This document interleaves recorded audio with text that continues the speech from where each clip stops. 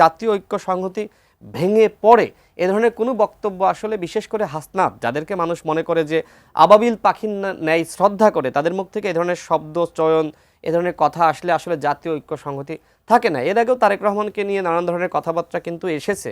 হাসনাতও একবার তারেক রহমানকে নিয়ে নানান ধরনের প্রশ্ন করার চেষ্টা করেছে, সেটি নিয়েও সমালোচনা হয়েছিল। তো যাই হোক, আবার যে আওয়ামী লীগ নিষিদ্ধের আন্দোলনে হাসনাত আবদুল্লাহ যখন সবাইকে ডেকেছে, অনেকে কিন্তু আহ্বানে সাড়া দিয়েছে, অনেকে দেয়নি। এর কারণটা কি? কারণটা হলো এই ধরনের আপনি সবাইকে ডাকবেন, ডাকার পরে আবার অন্য দলগুলোকে ইনসাল্ট করবেন, এটি আসলে কোনোভাবেই ঠিক না।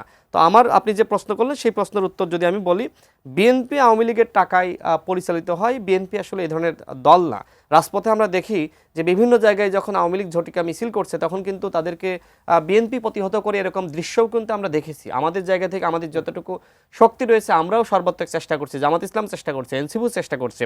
তবে এই যে আমাদের সামগ্রিক চেষ্টা, এই চেষ্টার মাধ্যমে যেমনিভাবে হাসিনার পতন হয়েছে, এই চেষ্টা যদি কোনোভাবেই ভেঙে পড়ে, হাসিনা কিন্তু কামব্যাক। আপা যেটি বললেন যে তাদের যারা মানে আওয়ামী লীগের যারা গুন্ডা পান্ডারা, মাস্তান, মাফিয়ারা, তারা কিন্তু প্রতিবেশী রাষ্ট্রেই কিন্তু আমাদের পাশেই পালিয়ে রয়েছে। সুতরাং আপনাকে ভাবতে হবে, জাতীয় ঐক্য সংহতি যদি ভেঙে পড়ে তাহলে কিন্তু আওয়ামী লীগ আবার ফিরে আসবে। আজকে দেখেন, আমার মনে হয় যে আজকের দিনে আওয়ামী লীগ এই 9 মাসের মধ্যে সবথেকে বড় মিছিল করেছে এবং সবথেকে বেশি মিছিল করেছে। আজকে তাদের প্রধান কার্যালয়ের সামনে পর্যন্ত আওয়ামী লীগ কিন্তু মিছিল করেছে। হ্যাঁ, ঠিক আছে, কয়েকজন গ্রেপ্তার হয়েছে। এছাড়া পল্টনে মিছিল করেছে, ধানমন্ডিতে মিছিল করেছে, সারা দেশের বিভিন্ন জায়গায় মিছিল করেছে।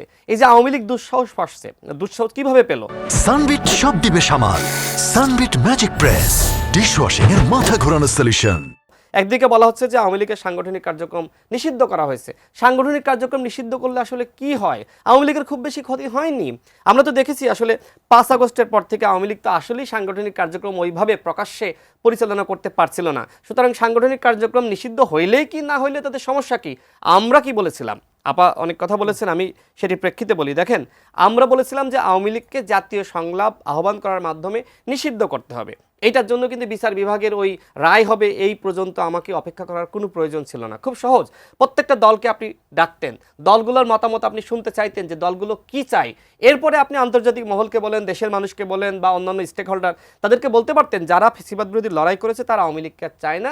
সুতরাং সবার সম্মিলিত সিদ্ধান্তে আওয়ামী লীগকে নিষিদ্ধ করা হয়েছে। আওয়ামী লীগকে আপনি নিষিদ্ধ না করে যে ক্ষতিটা করেছেন, দেখেন, আব্দুল হামিদ পালাতে পারতো না, আব্দুল হামিদের পরে আরও অনেকে পালিয়ে যাবে। কিন্তু আওয়ামী লীগকে যদি আপনি দল হিসেবে নিষিদ্ধ করতেন তাহলে তাদের প্রত্যেকটা ডামি এমপির, আওয়ামী লীগের সাঙ্গপাঙ্গদের পাসপোর্ট বাতিল হতো, সম্পদ বাজেয়াপ্ত হয়ে রাষ্ট্রীয় কোষাগারে জমা হতো। এরকম আওয়ামী লীগের সংগঠন হিসেবে নতুন কেউ ওই নিষিদ্ধ সংগঠনে যুক্ত হওয়ার দুঃসাহস দেখাতো না, এমনকি মিছিল করারও দুঃসাহস দেখাতো না যে নিষিদ্ধ সংগঠন হিসেবে আমরা যদি রাজপথে নামি আমাদেরকে গ্রেপ্তার করবে। কিন্তু সাংগঠনিক কার্যক্রম নিষিদ্ধের মাধ্যমে আওয়ামী লীগের আসলে কিচ্ছু করা যায়নি।